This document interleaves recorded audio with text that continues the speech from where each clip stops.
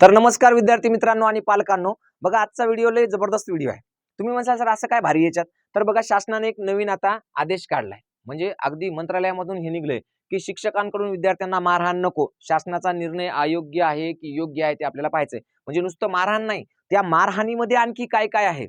मग खरंच पहिल्यांदा कसं होतं, छडी लागे छम छम विद्या ये घम घम, आता आता छडी बंद विद्या येवो का न येवो हा पुढचा प्रश्न राहिला। म्हणजे बिना छडीची सुद्धा विद्या येऊ शकते असं मत आहे। आता कित्येक पालकांना माझं एक फक्त सांगणं आहे घरी बाबा, की असं तुमचं लेकरू आहे का तुम्ही ज्याला एखाद्या वेळेस त्याचा कान ओढला नाही किंवा एखाद्या वेळेस केस ओढले नाही किंवा एखाद्या वेळेस एखादा पाठाडात एखादा झपका दिला नाही, असं कोणी आहे का? असेल तर त्याचं स्वागत आहे, कारण आता तसं शिक्षकांनी वागायचंय। म्हणजे विद्यार्थ्यांना काय काय करायचं नाही ते सगळं मी तुम्हाला दिलंय आणि त्याच्यानंतर आपण त्याच्यावर चर्चा करणार आहोत की हा जो शासनाचा निर्णय आहे तो निर्णय योग्य आहे की अयोग्य आहे। बऱ्याच वेळा तुम्ही पाहिलं असेल काही ठिकाणी बातम्या येतात की शिक्षकाने डस्टरच फेकून मारलं, विद्यार्थ्याचा डोळाच फुटला। येते की नाही बातमी अशी मोठी लागून? तर येते, तशी सुद्धा बातमी येते। काही ठिकाणी अशाही बातम्या येतात की विद्यार्थ्याने शिक्षकाला मारलं, आहे की नाही, विद्यार्थ्यानं शिक्षकाला धमक्या दिल्या, तू निघ वर्गाच्या बाहेर, तुला पाहतो कसं राहते ते, तुला इथून गावाकडे जाऊ देत नाही, मग घर रस्त्यातच आहे की नाही? हा, मग ते असंही असते। तर ते दोन्ही आपल्याला सगळंच पाहायचं, नेमकं काय चालू आहे बाबा, आणि शासनानं काढलेला निर्णय कितपत योग्य आहे की अयोग्य आहे, तर ते आपल्याला सगळं पाहायचं। कारण आपण भारतीय जर समजा परंपरा पाहिली आपल्या शिक्षणाची, तर इथं गुरुकुल पद्धती होती किंवा भारतामध्ये आपण जर पाहिलं तर आश्रम व्यवस्था होती। या सगळ्या गोष्टींमध्ये काय असायचं, नेहमी तुम्ही पाहिलं असेल की वेगवेगळ्या शिक्षा केल्या जायच्या। मग त्या अयोग्य होत्या का, किंवा सगळं जे काय आहे त्याच्या आपण याच्यात पाहू। पण तत्पूर्वी आपल्याला काय पाहायचं माहिती आहे का, शिक्षकांकडून विद्यार्थ्यांना मारहाण नको, ते याच्यामध्ये नेमकं काय काय आहे बाबा। पहिली गोष्ट आहे शारीरिक किंवा मानसिक शिक्षा करण्यास बंदी। आता तुम्ही म्हणसाल शारीरिक ठीक आहे सर, आम्हाला माहिती आहे शारीरिक शिक्षा काय आहे। मानसिक शिक्षा म्हणजे काय, तर मानसिक शिक्षेमध्ये एक महत्वाचा घटक आहे। पहिल्या काळामध्ये कसं होतं, विद्यार्थ्याचं आणि शिक्षकाचं नातं लय भारी होतं। समजा एखाद्या विद्यार्थ्यानं अभ्यासच केला नाही, होमवर्क करून आलं नाही, मग आमच्यासारखं काय म्हणायचं, आज तू इकट्टी 2 दिवस मी तुला बोलणार नाही, तू अभ्यास केला नाही ना, बोलणारच नाही। आता जर तसं केलं तर बघा इथं दिलंय, विद्यार्थ्यांशी वैयक्तिक चॅट टाळणे गुन्हा आहे। म्हणजे समजा तुम्ही विद्यार्थ्याला जर म्हणले आता आपली कट्टी, तू या 2 दिवस अभ्यास केला नाही, तर तुम्ही कट्टी केली की पोलीस येणार आणि असं तुमच्या बोटाला धरणार आणि घेऊन जाणार, कारण तुमच्यावर गुन्हा दाखल होणार। म्हणजे विद्यार्थ्याशी कट्टी करायची का, बिलकुल करायची नाही। त्यांनी तुम्हाला फोन केला, विद्यार्थ्यांनी फोन केला, तुम्ही नाही उचलला तर तो गुन्हा आहे। विद्यार्थ्यांनी तुम्हाला मेसेजेस केले आणि तुम्ही जर त्याचे नाही उत्तर दिले तर तो सुद्धा गुन्हा आहे, कारण वैयक्तिक चॅट टाळणे हा सुद्धा गुन्हा या कायद्यानुसार आहे। दुसरी महत्वाची गोष्ट काय, की मारहाण करणे, म्हणजे विद्यार्थ्याला बदलायचं बदाबद, पाठाडात 2-4 झपके, आहे की नाही, बिलकुल द्यायचे नाही। कानशिलात लगावणे, लय खाणं झालं का तुला, शिव्या द्यायला का त्याला, 2 फटके, पुन्हा देतो का शिव्या, असं बिलकुल म्हणायचं नाही। त्यानं शिव्या दिल्या समजा एखाद्या दुसऱ्याला, त्याला म्हणायचं बाळा शिव्या देऊ नको। समजा त्यानं तुम्हालाच दिल्या, समजा तुम्ही शिक्षक आहेत, तुम्ही त्याला समजून सांगायला की बाळा असं शिव्या देणं चांगलं नसते, बाळा असं करू नये, अशाने काय होतं आपले संस्कार वाईट होतात, किंवा दुसरे जण मग बाहेर गेल्यावर काहीतरी होईल, तुझ्या घरी भांडण होईल, असं काही सांगितलं त्याला, आणि त्यानं समजा तुम्हालाच म्हणलं की तू याच, तर काही म्हणायचं नाही, त्याला बिलकुल रागवायचं नाही, आहे की नाही। म्हणजे त्यानं समजा आजकाल तुम्ही पाहिलं असेल ते डॉनगिरी यायली आपल्या सगळीकडे, आहे की नाही, रील्समध्ये सगळेजण डॉनच डॉन आहेत। ते कोणता दुर्लभ कश्यपन कोणते काय आणि ते आणखी कोणता, आता ते जेलमध्ये हे म्हणा कोणता, त्याचं नाव काय ते मला काय आठवण झालं, ते कोणालाही धमक्या देते, ते बिश्नोई फिश्नोई, तशा गँगच्या गँग आता 4थी-5वी पासून तयार व्हायल्यात। त्याच्यामध्ये शिक्षकानं बिलकुल आधात मधात पडायचं नाही। त्यानं समजा 25ची गँग केली तरी आपण काहीच म्हणायचं नाही, कारण ती गँग तुम्हालाच जाता जाता अडवून हाणू शकते असं। तर त्याच्यामुळे कानशिलात लगवायची नाही, कोणाचा कान धरायचा नाही।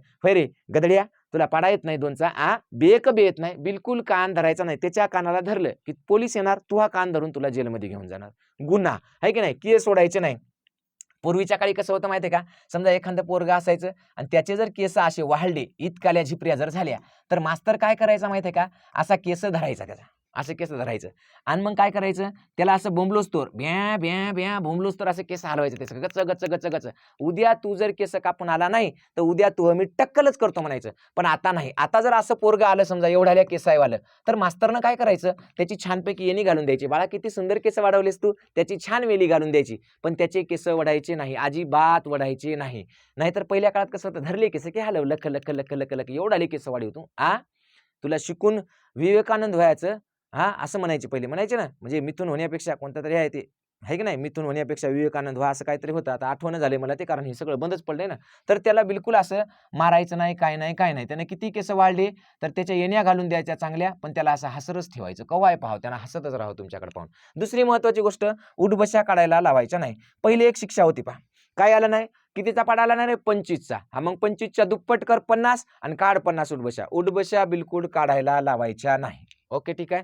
उन्हात उभं करायचं नाही. कधी कधी जे शिक्षक मारहाण करण्यामध्ये श्रद्धा नसते त्याची, म्हणजे ते मारू शकत नाही, त्याला वाटते लहान लेकरांना कसं मारावं, तर ते लेकराला काय करायचे, हा ठीक आहे, तू असं गुन्हा केला, तू त्याची पेन्सिल चोरली ना, आता काय कर बाळा, तू उन्हात उभं राह बरं 2 तास. मग ते 2 तास विचार करायचं, नुसती पेन्सिल चोरली तर एवढी मोठी शिक्षा केली, म्हणजे भविष्यात चोरी करावं का बा आपण, तर करू नये, आहे की नाही, असं त्याला वाटायचं. आणि मग ते वर्गात अर्ध्या तासाने 1 तासाने यायचं आणि काय म्हणायचं, सर आता मी कवाच कोणाचं काही चोरत नाही हो, मला एकदाच वर्गात बसू द्या ना बरं, मला लय कसं तरी व्हायला सर, मी खरंच मला आता वाईट वाटलं सर, याच्यापुढे मी चोरी करणार नाही. मग असं म्हणलं की शिक्षकही तेवढा प्रेमळ होता, ते म्हणायचं ठीक आहे बाळा बस, म्हणजे 2 तास उभं राहा म्हणलं तर 15 मिनिटात वापस घ्यायचं आणि त्याला बसवायचं, जशी आपली माय असते की नाही, होय रे कडूमच नाही, तू ये सापडच फक्त, तुला मारत नाही काय नाही, ये मा, असं मागं काट टुकलं पण ठेवते आणि पोराला बोलते ये माय, मारित नाही काय नाही, ये माय, आणि जवळ बोलीते बदाबद 2 ठाके देते आणि काय म्हणते माहिती आहे का, संध्याकाळी तुला जेवूच घालत देत नाही, लय आगाऊपणा करायला, तुला बिलकुल जे संध्याकाळी जेवण नाही, आणि संध्याकाळी तीच माय ताट घेऊन तयार राहते, जेव माय दुपारपासून जेवलं नाही मोह लेकरू. तर असे मायेच्या स्तरावर शिक्षक होते म्हणून त्याला मास्तर म्हणत होते. पण आता तसं करायचं नाही. आता बिलकुल उन्हात उभं करायचं नाही. म्हणजे समजा यानं आता चोरी केली, याला वर्गाबाहेर उभं करायचं नाही. समजा एखाद्या विद्यार्थ्यानं दुसऱ्या विद्यार्थ्याचे पैसे चोरले, पेन्सिल चोरली, पुस्तक चोरलं, वही चोरलं, काही बी चोरू द्या, त्याला काहीच म्हणायचं नाही, शिक्षकांनी त्याला मारायचं नाही. मोठं झाल्यावर ते अट्टल गुन्हेगार होणार आणि मग त्याला पोलिस मारणार, बदाबद सुंदरीचे फटके देणार त्याच्या पार्श्वभागावर आणि ते काळं निळं होणार. पण पोलिसांना मारलेलं चलते, पण शिक्षकांना मारायचं नाही, असा शासनाचा नवा नियम आला. मी काय मारण्याचं या कृत्याचं समर्थन करत नाही, बिलकुल नाही, पण सांगायलो तुम्हाला. पण माझं एक असं वैयक्तिक मत आहे, आपण घरात भाजी खातो, भाजीत मीठ किती असतं बरं? समजा म्हणले बा मीठ लय चांगलं आहे, मिठाशिवाय जेवणाला काही आवडच नाही, चवच नाही, मीठ नसेल तर त्या जेवणात काय चव आहे? म्हणून समजा आपण अख्खा एखादा मिठाचा पुडा घेतला आणि आपल्या भगोन्यामध्ये, समजा त्या भाजीच्या पातेलं म्हणतात ना शुद्ध भाषेत, आमच्या इकडे खेड्यात भगोनं म्हणतात, त्या भगोन्यामध्ये समजा तुम्ही एवढं बचकाभर मीठ टाकून दिलं, कोणी भाजी खाईल का होती? कोणीच खाणार नाही. इतकुसं जास्त झालं तर खात नाही म्हणतात, खरड झालं. आणि समजा कोणी म्हणलं नाही नाही, हे मीठ काही चांगलं नसते, मीठ खाऊ नये, त्यांना काही फरक पडत नाही, त्याने बीपी शुगर वाढते, म्हणून समजा भाजीत मीठच टाकलं नाही तर आळणी होते, खाईल का हो कोणी? नाही.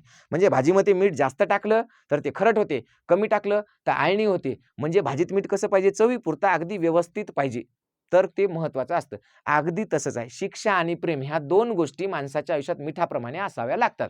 जर समजा प्रेम जास्त झालं तरी लेकरू वाया जाते, प्रेम कमी पडलं तरी लेकरू कोडगं होते, संघर्ष करते, एकलकोंड होते, त्याच्यावर मानसिक त्याच्यामध्ये वेगवेगळे मानसिक चेंजेस असे होतात की जे पुन्हा दुरुस्त होत नाही, त्याचं आयुष्य बर्बाद होते.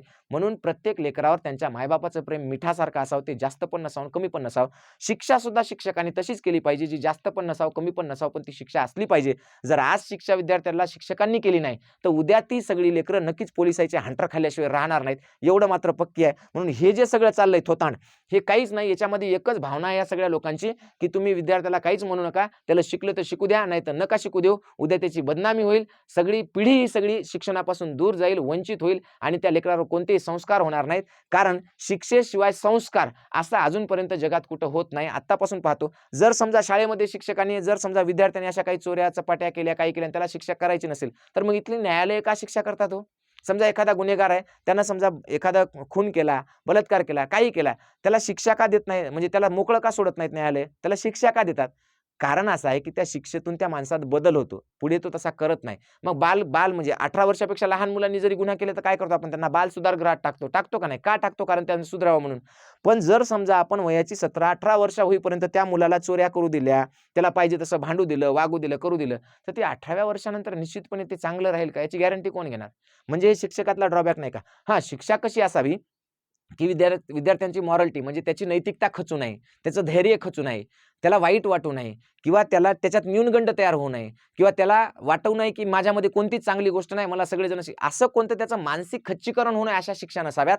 पण त्याला अपमान सहन करणे, त्याला असं, म्हणजे आता ज्या गोष्टी आहेत की ज्याच्यामधून काय होईल माहिती आहे का, की आयुष्यभरात त्याला शिक्षक कोणी काही बोलणार नाही, काहीच नाही. मग तो 10वीला 12वीला जाईल, एखाद्या कंपनीत जॉबला जाईल, जॉबला पण लागल, आणि तिथं जर त्याचा बॉस म्हणला, नालायका तुला एवढं काम येत नाही का, चल निघ बाहेर, तर त्यांना दुसऱ्या दिवशी काही जीवाचं बरं वाईट करून घेतलं.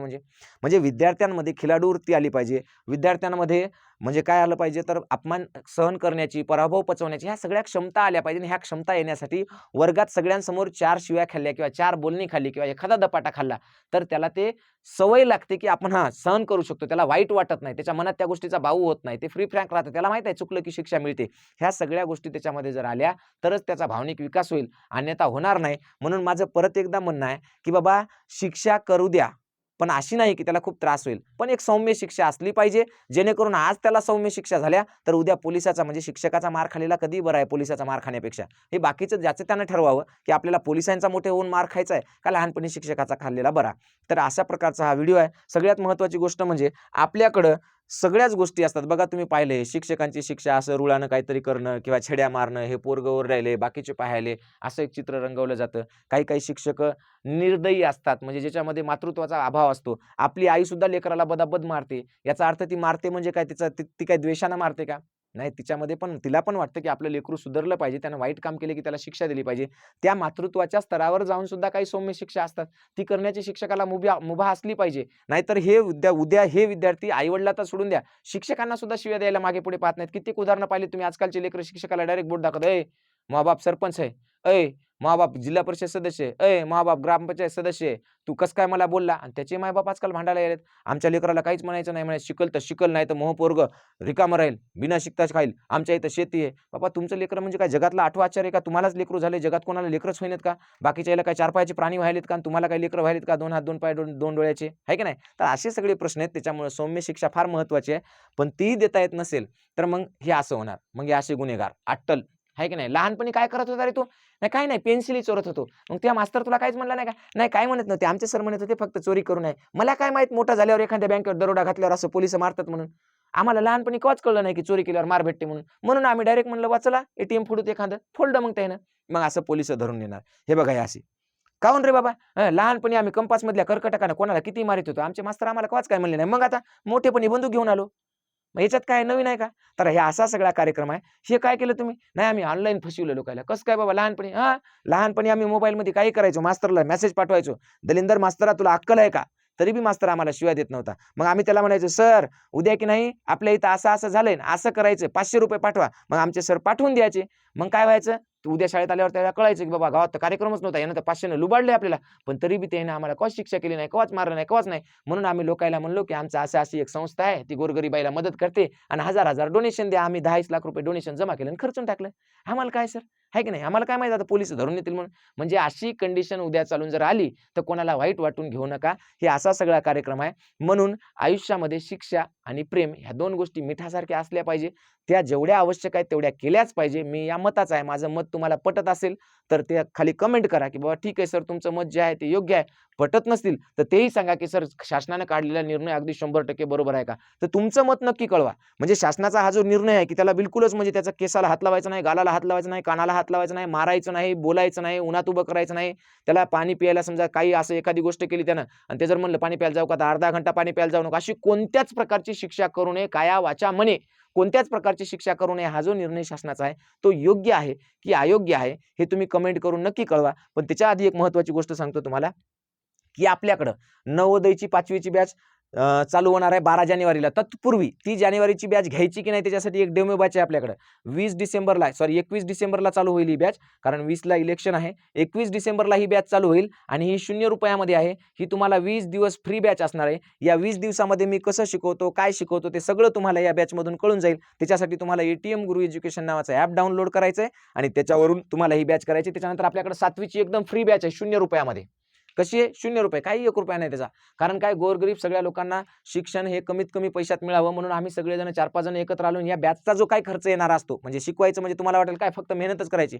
4 तास चालते, 3 तास चालते. तर या 3 तासामध्ये तुमचा एसी तेवढा लागतो, तुमचं लाईट बिल तेवढं येतं, तुमचं ऑनलाईनसाठी इंटरनेट तेवढं येतं. हा जो खर्च असतो इथं पीपीटी बनवायला जी मुलं असतात, जी काम करायला टेक्निशियन असतात, या सगळ्यांचा जो खर्च आहे तो आम्ही सगळेजण मिळून उचलणार आणि आम्ही ही बॅच फ्री देणार 7वीच्या विद्यार्थ्यांसाठी. कारण 7वीचं वर्ष फार महत्त्वाचं आहे आणि अचानक आता 7वीला स्कॉलरशिप लागली म्हणून याच्यासाठी हे फ्री सगळ्यांनी मिळून ठरवलं की आपण खर्च करू. कारण मी एकटा तेवढा काय मोठा नाही. तुम्हाला माहिती आहे आपण पैसे दिले तर घेतो नाही तर घेत नाही. आहे की नाही? अर्धेपेक्षा जास्त मुलं आपल्याकडे फ्री आहेत. गेल्या वर्षी आपण 70,000 मुलांना मराठी व्याकरण फ्री शिकवलं. किती? 70,000 मुलांना. गेल्या वर्षी आपण 20,000 मुलांना फक्त ₹10 मध्ये नवोदयची बॅच दिली. पण ते पण ₹10 मी नाही घेतले. ते त्या ॲपचा खर्च होता. म्हणजे ते ॲप जे आहे ना प्ले स्टोअरला असणं काय ते ॲप चार्जेस होते.